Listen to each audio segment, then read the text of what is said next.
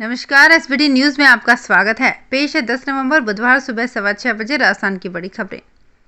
राजस्थान सरकार भी जल्द ही पेट्रोल डीजल के दामों में कमी करेगी।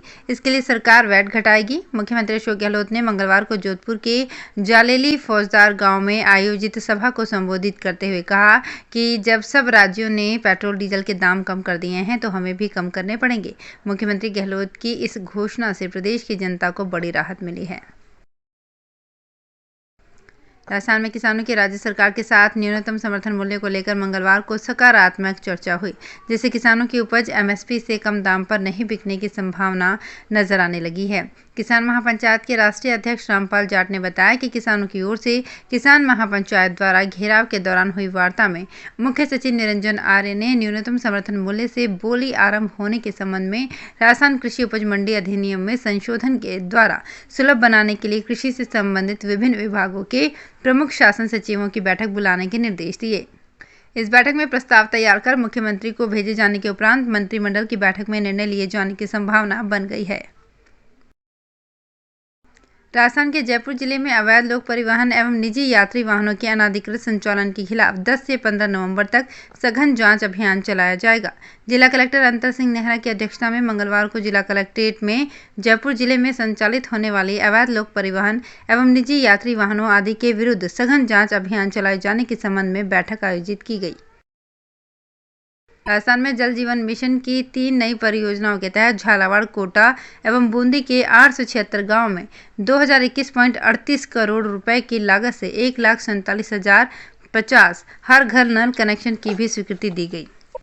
जेजेएम के अंतर्गत राज्य स्तरीय योजना स्वीकृति समिति की मंगलवार को यहां अतिरिक्त मुख्य सचिव सुधांश पंत की अध्यक्षता में आयोजित वीडियो कॉन्फ्रेंसिंग बैठक में ये स्वीकृतियां जारी की गई।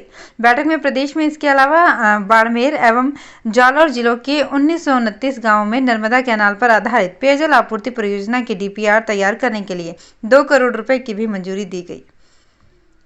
राजस्थान के खान विभाग द्वारा झुंझुनू, नागौर और जैसलमेर के 6 लाइमस्टोन ब्लॉकों की नीलामी प्रक्रिया आरंभ कर दी गई है। खान विभाग के अतिरिक्त मुख्य सचिव डॉक्टर सुबोध अग्रवाल मंगलवार को खनन विभाग की समीक्षा बैठक ले रहे थे।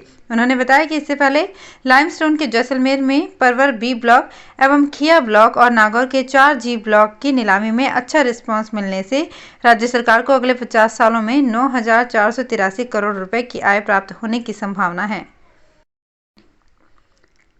केंद्रीय कृषि राज्य मंत्री कैलाश चौधरी ने राष्ट्रपति रामनाथ कोविंद द्वारा विभिन्न क्षेत्रों में राष्ट्र सेवा के लिए अहम योगदान देने वाले व्यक्तियों को पद्म पुरस्कार से सम्मानित करने पर खुशी जताते हुए कहा कि मोदी सरकार ने पद्म पुरस्कार चयन प्रक्रिया को पारदर्शी बनाकर सामान्य लोगों की सेवा को मान्यता दी है।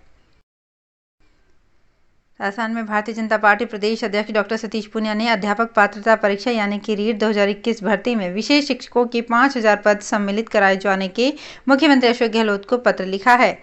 डॉक्टर पूनिया ने इस संबंध में राजस्थान विशेष संघ से प्राप्त ज्ञापन के बाद श्री गहलोत को पत्र लिखकर इस भर्ती में विशेष शिक्षकों की 5,000 पद सम्मिलित करने का आग्रह किया है। राजस्थान विधानसभा अध्यक्ष डॉक्टर सीपी जोशी की पहल पर बाल दिवस 14 नवंबर पर देश में पहली बार राज्य विधानसभा में बाल सत्र का आयोजन किया जाएगा, जिसमें बच्चे प्रश्न पूछेंगे और सदन में बहस करेंगे। इस सत्र में बच्चों द्वारा विधानसभा सत्र का संचालन किया जाएगा और बच्चे ही अध्यक्ष, मुख्यमंत्री और नेता प्रतिपक्ष बनेंगे और देश की ये भावी पीढ़ी सदन में बैठकर जनता से जुड़े मुद्दों पर बहस करेगी। विधायक की भूमिका में बच्चे मंत्रियों से प्रश्न पूछकर जवाब मांगेंगे और शून्यकाल में अपनी बात भी रखेंगे।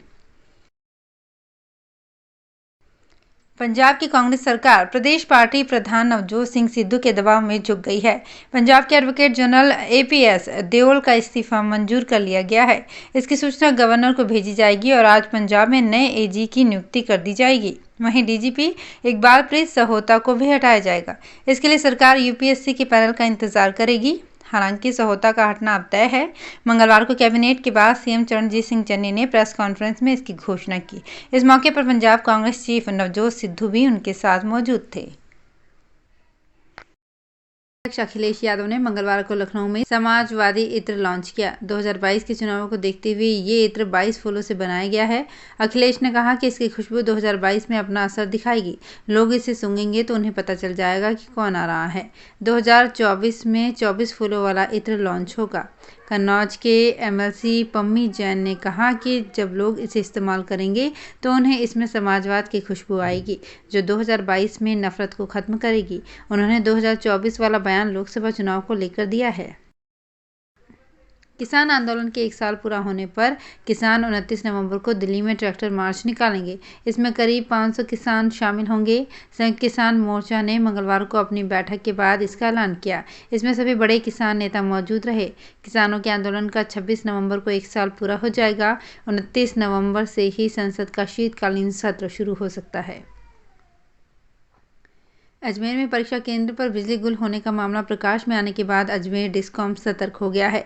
आगामी 14 नवंबर तक होने वाली बिजली कंपनियों में भर्ती के लिए निर्धारित परीक्षा केंद्रों पर सुचारू बिजली आपूर्ति के निर्देश डिस्कॉम एमडी ने अधिकारियों को दिए हैं।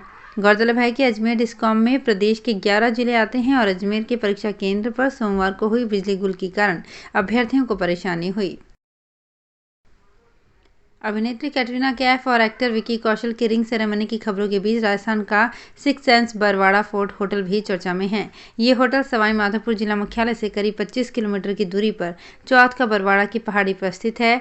मीडिया रिपोर्ट्स के अनुसार शादी के फंक्शन के लिए 7 से 12 दिसंबर तक इस होटल की बुकिंग की गई है। बस इसकी औपचारिक घोषणा होना बाकी है।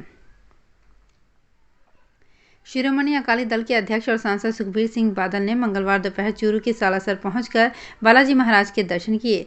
सांसद के आने पर सुरक्षा की माकूल व्यवस्था रही। पंजाब के पूर्व उप मुख्यमंत्री सुखबीर सिंह बादल ने बालाजी महाराज के धूप लगाकर पूजा अर्चना की। बादल ने कहा कि उनकी बालाजी महाराज में काफ़ी आस्था है। जब भी समय मिलता है सालासर दर्शन करने आते हैं। राजस्थान में सचिन पायलट खेमे के विधायक हेमाराम चौधरी के इस्तीफे पर फैसला अब तक स्पीकर के स्तर पर लंबित रहने और चौधरी के राजकीय उपक्रम समिति की बैठक लेने के मुद्दे पर सियासत गर्मा गई है। नेता प्रतिपक्ष राजेंद्र राठौड़ ने विधानसभा सचिव को चिट्ठी लिखकर हेमाराम चौधरी के इस्तीफे पर फैसले से अवगत करवाने को कहा है। राठौड़ ने स्पीकर से हेमाराम के इस्तीफे को मंजूर या नामंजूर करने को लेकर जल्द फैसला करने की मांग की है। तो फिलहाल इस बुलेटिन में इतना ही। फिर हाजिर होंगे कुछ और बड़ी खबरों के साथ। एसबीटी न्यूज़ के और भी वीडियोस को देखने के लिए हमारे चैनल को सब्सक्राइब करें और नोटिफिकेशन पाने के लिए बेल आइकन को प्रेस करें।